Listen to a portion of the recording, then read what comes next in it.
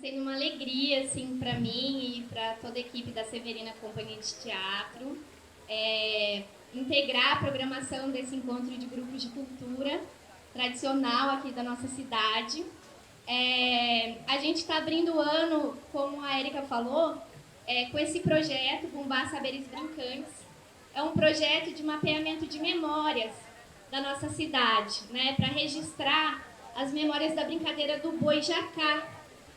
Eu acho que alguns de vocês já devem ter ouvido falar, já brincaram, já conhecem pessoas que faziam parte dessa brincadeira. Era uma brincadeira carnavalesca, né?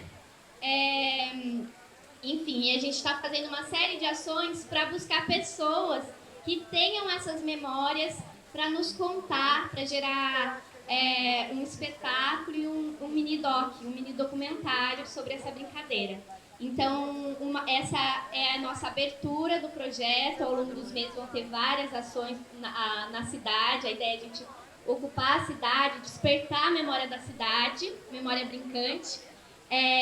A Rafaela Valente, nossa parceirona do Baque Mulher, vem abrindo o nosso projeto. E logo em seguida, aqui do lado, vai ser a nossa roda de conversa com a Ruth Liana e Fábio Mendes, que são os parceiros que iniciaram esse mapeamento de memórias comigo. Eu quero que vocês fiquem à vontade para se juntar na roda com a gente, para contar suas memórias, para nos ouvir também. Estamos servindo um singelo café ali na hora da roda, podem ficar à vontade, tem bolinho, tem um cafezinho. A gente vai conversando, papeando, rememorando e depois a gente encerra com o nosso cortejo. E aí vou chamar, posso chamar? O Maracatu Baque Mulher para abrir o nosso projeto e para botar um fogo aqui na gente. E agora com vocês, Maracatu Baque Mulher!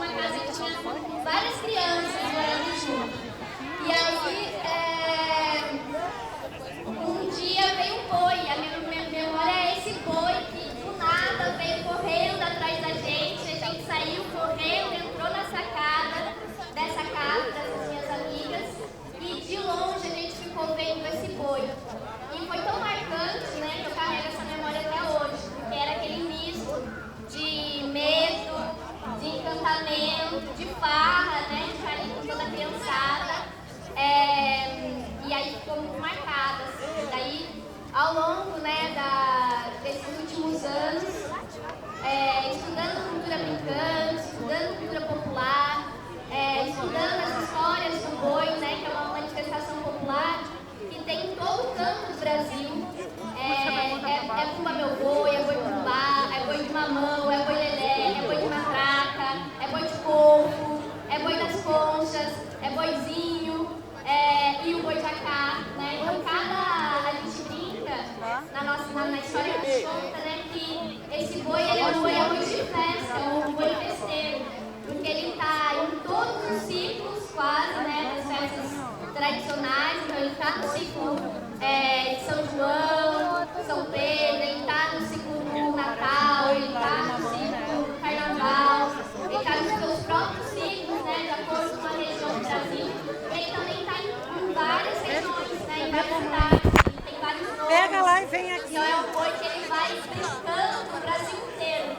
Por isso a gente brinca que ele é um boi de festa, né? Então, e aí nesse percurso, eu lembrei dessa memória, lembrei que aqui tinha um boi, e aí eu comecei a buscar.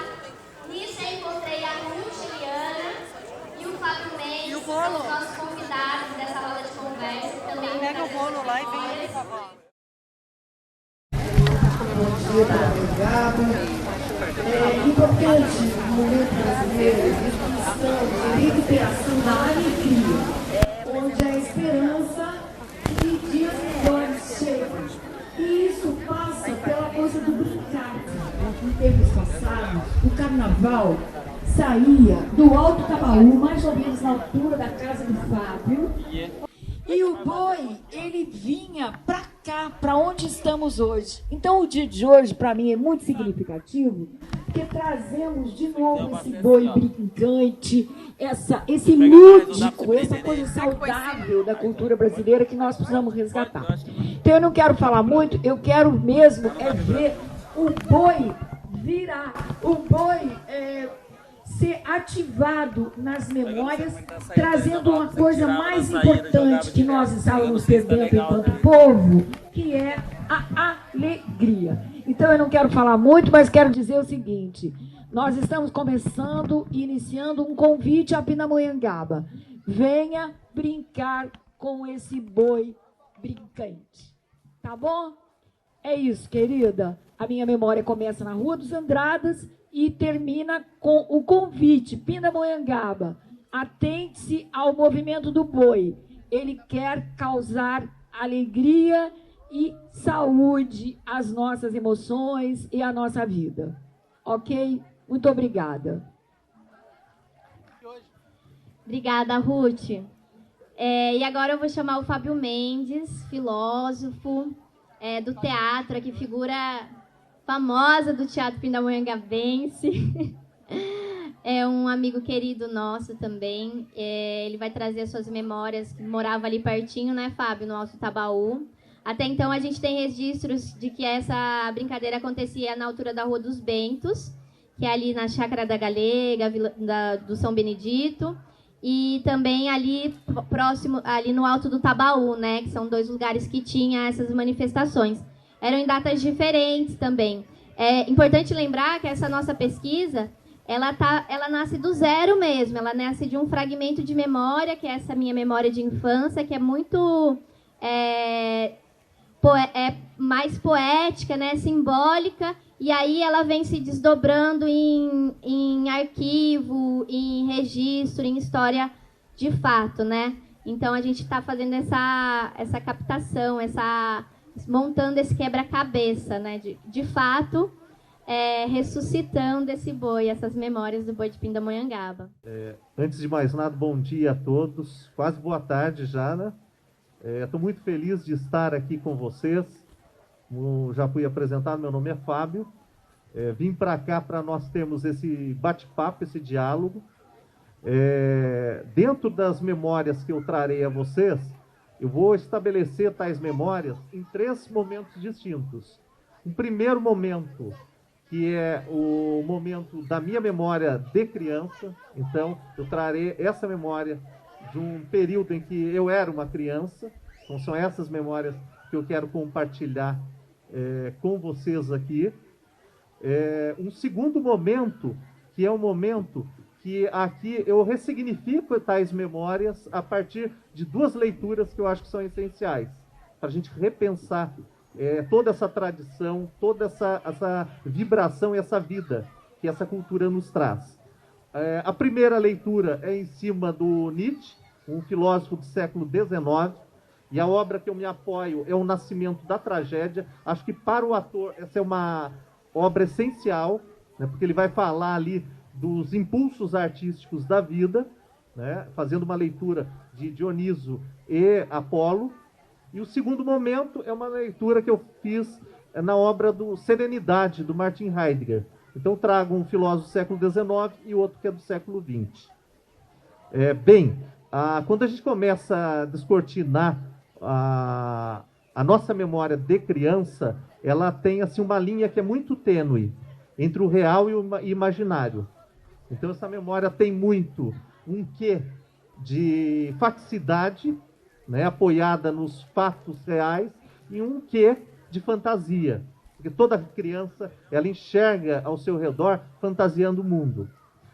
Como já foi dito, a minha memória de criança, o Fábio criança, ela situa nos anos 70, início dos anos 70 para o final dos anos 70. E esse meu encontro com o boi de Jacá, ele ocorria sempre nas festividades do carnaval. Ali é que era comum. Interessante que o boi de Jacá, ele é um boi que ele traduz o boi bumbá, mas ele ganha uns caracteres que são muito especiais e muito típicos da nossa localidade, né, da nossa cultura vale paraibana. E eu diria até que o encontro com o boi de Jacá, ele se dava tanto no carnaval em Pindamonhangaba, como no carnaval em Ubatuba. Então era interessante também, quando a gente realizava esse movimento, ou de brincar aqui em Pinda, ou de brincar no litoral em Ubatuba, lá nós tínhamos o encontro com o boi de Jacá. O que era mais assim instigante nisso tudo é essa vivência nesse universo infantil. Porque lá no Altabaú, né, um bairro que era de preto, portanto um bairro que era do samba festivo, como é até agora, tinha duas escolas de samba, né, uma primeira que era mais tradicional, que era o pindense, e depois uma segunda escola que veio, né, nasceu do próprio pindense, que foi o Turunas. E o que acontecia ali no bairro? A vida era outra, né, gente? Era uma vida em que as ruas não eram asfaltadas, as ruas ainda eram no chão, no barro, né? Eram ruas em que os moradores sentavam à frente de suas casas, colocavam as cadeiras nas calçadas e ali ficava a noite inteira batendo papo, trocando ideias, né? E quando chegava na época do carnaval, as escolas de samba, elas começavam com os seus ensaios. E nesses ensaios, o batuque, como esse batuque que a gente vivenciou aqui nessa praça, e a gente vê como essa sonoridade tiça algo dentro de nós e nos chama para o encontro, para a roda. Isso ocorria também, naturalmente, no bairro em que eu estava, né, no Altabaú. Então, quando começavam os batuques, a gente já estava em festa. Não é? E daí, as casas, elas se abriam para quê? Para guardar os adereços até que estavam sendo construídos para o carnaval. Dentre esses adereços que eram significativos, ou essas fantasias que eram significativas, não faltava o boi de Jacá. E daí, o que eu me lembro? Na casa do meu avô, Clodoardo Mendes, ele tinha lá um rancho, que era um rancho grande no fundo da casa dele. Ele era musicista também, então tocava, tinha as rodas ali de violão, de viola, né? E quando chegava no carnaval, o samba ali acontecia também. E o boi de Jacá, ele ficava sempre no fundo, lá desse rancho. E para nós que éramos crianças, era muito bacana aquela vivência toda, naquela roda de samba, onde as pessoas, logicamente, elas bebiam e cantavam ao mesmo tempo, né? Então, a gente estava ali sempre nessas rodas todas, só que chegava um momento em que essas pessoas ali, nessa ebriedade toda, um sentia-se mais afoito, né? Mais corajoso em encarnar o boi Jacá. E daí, naquele momento em que a roda estava pegando fogo mesmo, em que as pessoas estavam mesmo eufóricas, né? brincantes ali, havia aquele que se travestia do boi de Jacá. E esse boi de Jacá, ele vinha daí do rancho. Eu lembro aqui até que o quintal, ele tinha um declive, né? Então, ele tinha um morrinho ali. E daí esse boi de Jacá, ele saía, avançava por aquele morro, tinha um portão. Acho que a Marlene que está aqui, acho que lembra dessas memórias muito bem. Abriam-se os portões e quando o portão da casa do meu avô abria, o boi de Jacá ia para a rua, não é? E para nós era uma festa no momento que esse boi de Jacá ele ia para a rua. Primeiro porque havia um risco para todos nós. Porque como o sujeito ele estava na ebriedade dele, então ele estava ali nos seus rodopios e na sua efusão ali, né, na sua intensidade ali, que para nós que éramos crianças, aquilo era algo assim, um farol, né? Algo que nos atraía enormemente. Então a criançada mesmo ia para bulir com o boi, né, para provocar o boi, e a nossa grande façanha, qual era? Junto a esse boi de Jacá, era exatamente agarrar o rabo do boi de Jacá. Porque como ele girava muito rápido, a gente não conseguia pegar o rabo dele. Mas a gente queria mesmo puxar o boi pelo rabo, né? E a gente queria, nessa euforia toda, agarrar esse boi. Só que o boi ia para cima de todo mundo. E eu me lembro que as senhoras, né, os senhores que estavam ali, as famílias que estavam sentadas ali à frente de suas casas, elas sempre puxavam a criançada ali por o risco que havia nessa brincadeira toda, né? Porque ele podia, sim, nos machucar, né? Podia, sim, nos ferir, né? Mas eram duas figuras que perambulavam pelas ruas do bairro, e esse era um pré-aquecimento para o carnaval. Portanto, no mês em que se ensaiava o carnaval, era sempre essas festividades. E é interessante que não era nada oficializado, era tudo assim, muito natural, muito cotidiano, muito espontâneo. A festividade que ocorria mesmo na rua era a festividade da brincadeira, do jogo lúdico da criança. E daí tinha esses dois seres, né? O boi de Jacá, que eu acho que a Marlene lembra, e o Zé Pereira. Os dois tinham o risco, né? O boi de Jacá, logicamente, chifrada, né? E o Zé Pereira, as mãos dele, que eram enchidas como se fossem sacos de areia, ele girava também, né? E daí, quando a gente ia mexer com o Zé Pereira, o risco que havia é dele nos dar um tapa com aquela luva de saco de areia, né? Então, era esse. A nossa brincadeira, a nossa folia toda. E quando chegava no bloco de carnaval, aí se oficializava, então, esse jogo que já começou lá atrás, né, que era mantido. Outro dado interessante, você vai falar, a criançada estava brincando ali pelas ruas do bairro, né? Mas qual a sonoridade dentro disso tudo? Assim como hoje nós tivemos esse batuque aqui, né, na praça, e que nos atrai tanto, tinha as escolas de samba nos seus ensaios, nos dois barracões.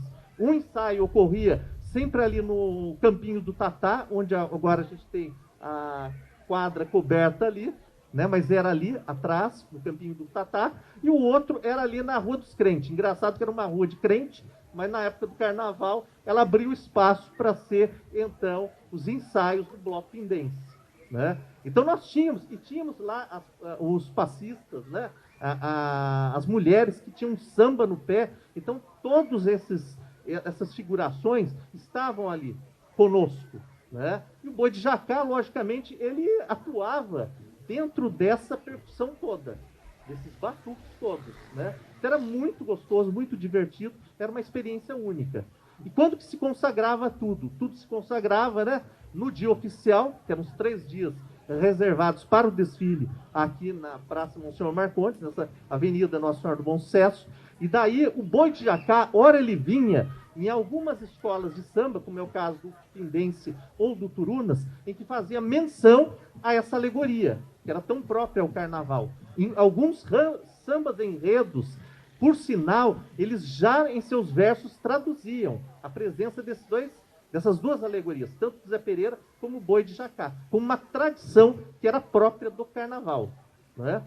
E fora isso também, ele surgia no bloco dos bruxos, que era o que encerrava, fechava o carnaval, a noite de carnaval. E daí o boi de Jacá estava ali também à frente do bloco dos bruxos. A gente tinha um primeiro bloco, que era o bloco dos Neros, né, que eram sempre os foliões com os lençóis brancos e com uma samambaia, né, representando sempre aquela tiara, né, a coroa de louros ali, dos gregos, né, grega.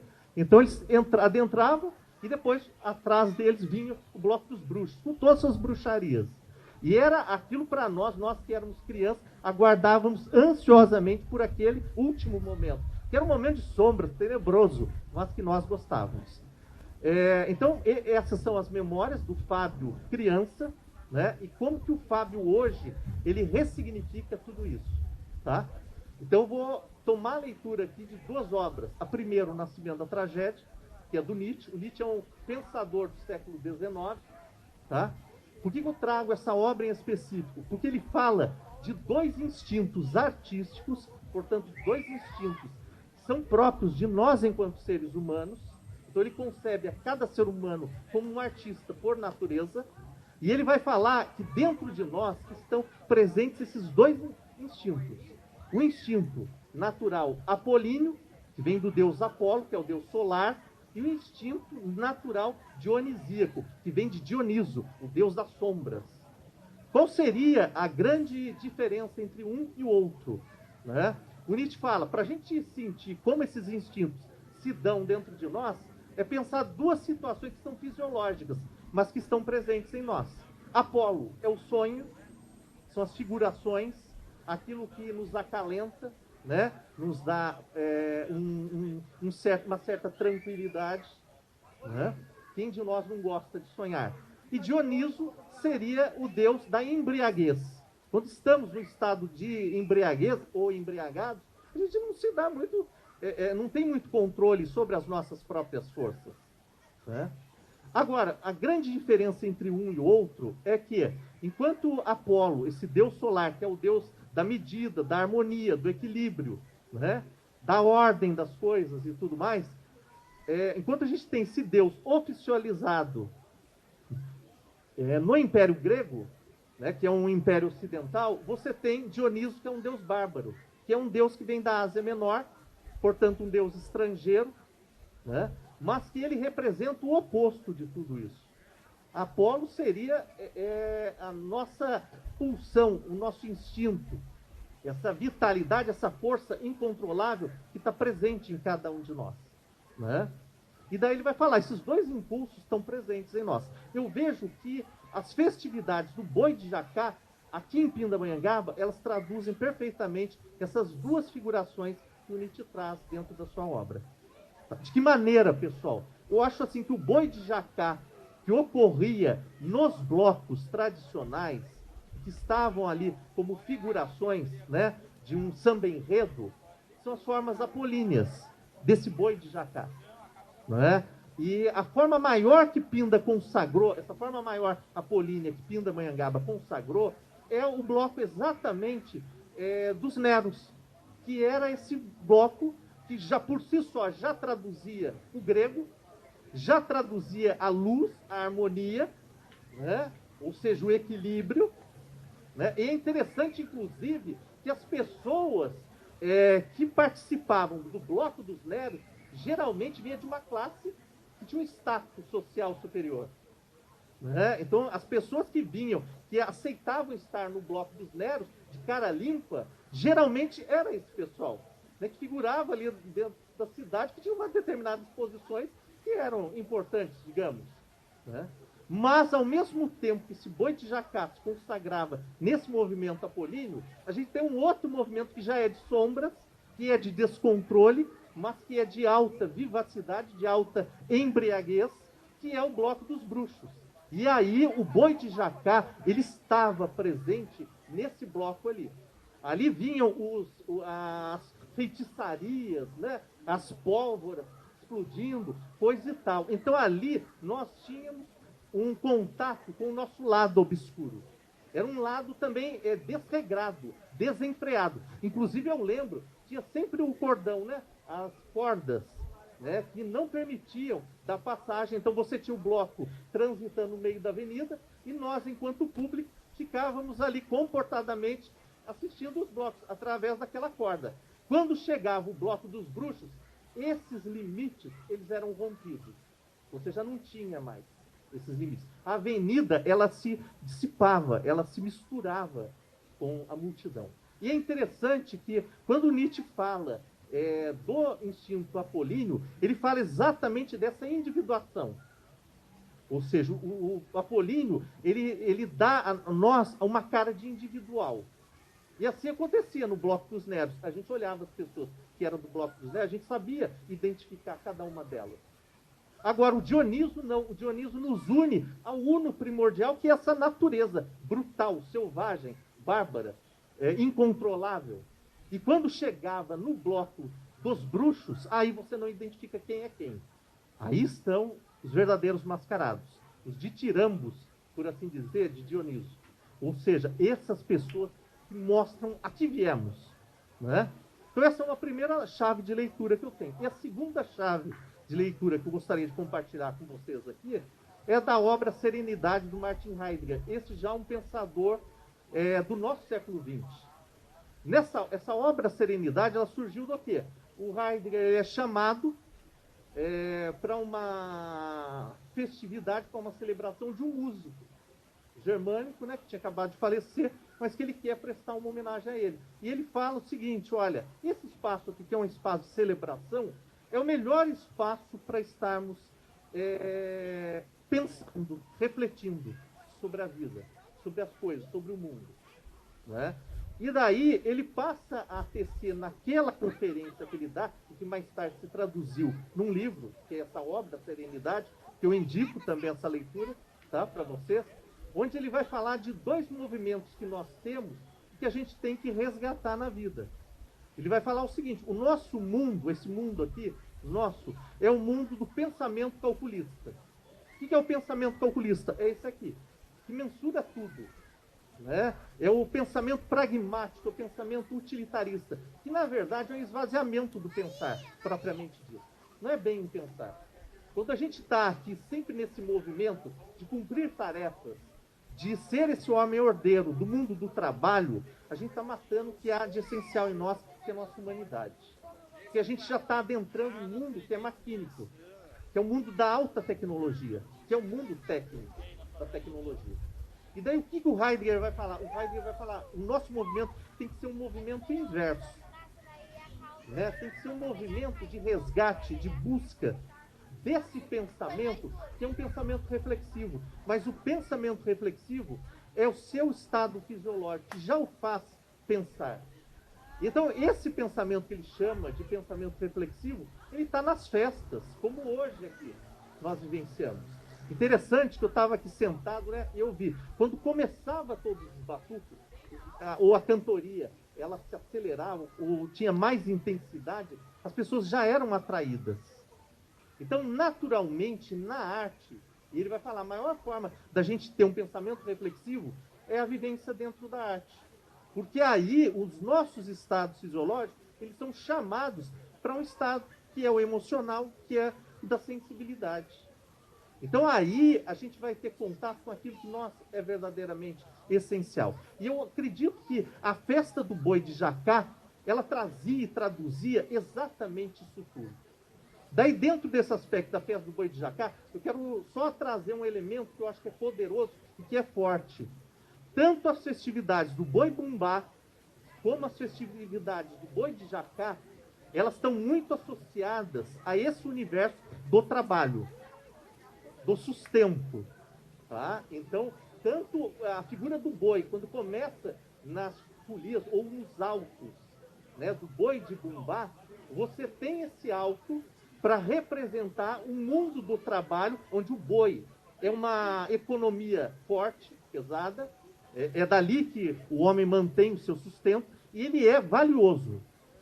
Tá? Então você tem essa figuração. Mas, de qualquer maneira, você está adentrando num universo que é um universo de forças, forças que não são tranquilas, que a gente tem uma economia apoiada num sistema escravocrata, portanto, o alto do boi bumbá, ele é um alto que ele fala dessa escravidão, ele fala destes homens, né, quando a gente vê lá a figura da Catarina, né, querendo a Catirina, desculpe, perdão. Quando a gente fala da figura da Catirina, a gente está falando de uma mulher escrava, e que ela deseja a língua do boi, que é uma moeda de alto valor, mas ela vai sim entrar em confronto com o seu senhor, devido a isso, né? Mas agora, a figura do boi em si, ela é uma figura que ela tem um teor altamente mítico, que é do mundo cristão, mas que é também do mundo pagão. O que é mais extraordinário na cultura popular é que esses liames, né, essas separações, elas não existem. O finito está junto com o infinito e vice-versa, né? E daí o que eu julgo que é interessante? Que assim como nós temos a figuração do boi de Bumbá dentro dessa questão, quando a gente adentra o Vale do Paraíba, a gente vai ter também narrativas muito semelhantes. O boi de Jacá, ele vai aparecer em algumas narrativas indígenas, onde ali é narrado, né, dois índiozinhos, crianças, portanto, acho que é um dado interessantíssimo essa narrativa, que quando a comunidade deles, a aldeia deles, carece de alimento, eles adentram a mata para poder sair à procura de um boi, para poder alimentar a aldeia. E ao adentrar essa mata, o que acontece? Eles matam lá um boi na mata e trazem dentro do jacá, que era esse cesto, no qual eram postos os alimentos ali, e eles têm a aventura, a empreitada, de arrastar aquele cesto de jacá até a aldeia, mata dentro. Então há uma grande dificuldade por parte dessas crianças em lutar dentro dessas situações. Então eu acredito assim, que quando a gente festeja o boi de jacá, inconscientemente nós estamos trabalhando com essas forças que estão em nós brutais. Que forças são essas? Essas forças de trabalho, de sustento, de sobrevivência, que nós vivenciamos, sofremos, mas assim como Nietzsche fala, né, para que existe o Apolo? Para dar uma forma e tornar esse mundo, que é cruel, que é doloroso, mais palatável. Mas quando a gente entra no Dioniso, aí a gente ganha a força de vida, a força instintiva que existe em nós. E a gente revigora, através dessa arte, o nosso potencial, a nossa pulsão, para poder celebrar a vida, encarando todas as adversidades que ela contém. Então eu acredito que celebrar o boi de jacá é exatamente fazer esse movimento. Um movimento que é muito próprio também do jogo da criança. E aí é que me reporto ao Fábio criança. Ou seja, esse Fábio que estava lá no seu jogo lúdico, né? Ali ele estava numa narrativa ou numa experiência artística, né? Porque tem muito de arte nisso tudo, mas extremamente funcional. E ali não importava eu elucubrar sobre tudo isso. Não, ali o Fábio, eu acho que ele estava sendo preparado para enfrentar as forças que hoje ele enfrenta nesse mundo do trabalho, que é o nosso mundo adulto. E celebrar todas essas vivências, ou revivê-las nesse tempo que é circular, né, que é interessante isso também, eu acho que é extremamente vital para todos nós. Como esse movimento que a gente está fazendo aqui. Desculpe que eu acho que eu me alonguei. Perdão. Mas eu agradeço a todos. Obrigado, viu, gente? E é isso. Quem fazia o boi jacá em Pindamonhangaba chamava-se Alarico Correia Leite, o meu avô. Vô do Marcelo dele, que é meu primo. Obrigada, querido. Tá muito legal, assim, eu queria compartilhar com vocês que esse projeto está muito bacana, assim, porque as memórias, elas vêm vindo, né, e a gente vai fazendo como se fosse uma investigação, assim, dessa memória, e isso está muito bacana. Meu nome é Marlene, eu era vizinha do Fábio e vivi toda essa história que ele contou do boi. Nossa, a gente estava ali, fazia tudo isso, mas eu tinha muito medo dele. Morria de medo, puxava o rabo, mas saía correndo. Mas era muito legal você resgatar isso. Nossa, passou um filminho aqui, muito bom. Alguém mais, gente? Lembrou do boi aqui? Não precisa falar, se não quiser, pode só levantar a mão, só para a gente trabalhar com a memória. A gente vai entrando numa linha tênue entre o real e o imaginário, né? O inventado. Aquela coisa da memória, né? Memória uma parte é o que de fato aconteceu, né, a verdade, outra parte é a minha memória inventada. A gente não sabe exatamente, né, o que da nossa memória ficou, que é de fato a realidade, o que foi as nossas impressões, né, aquilo que a gente vivenciou e ficou registrado enquanto memória, o nosso inconsciente. E aí, nessa busca, eu fui procurar algumas pessoas, algumas crianças que brincavam comigo nesse dia, que estavam comigo, né? E é interessante perceber que cada uma dessas minhas amigas, né, foi trazendo essa memória desse dia, e cada um do seu jeito, a ponto de uma delas começar a me contar. Eu lembro, ele veio correndo, né, narrou exatamente o que era da minha memória, e aí ela falou assim, era um novilho, né? Era um boi pequenininho e tal, não sei o quê. Ou seja, não sei se foi... Aí eu fiquei naquela, né? Tipo, será que o boi da minha memória era um boi real? E eu estava pensando que era um boi da brincadeira, né? Da brincadeira popular. E aí a Mari veio e trouxe que não, era o boi, é esse o boi da brincadeira mesmo. Mas parece que nessa rua, da Rua dos Bentos, né, passaram vários bois por lá, inclusive um novilho perdido, que essa minha amiga lembra, que virou a esquina correndo e a gente saiu correndo, assim, desse boi de verdade, né? Então... E é um material muito rico, assim, para a gente trabalhar, né, para desenvolver artisticamente, enfim.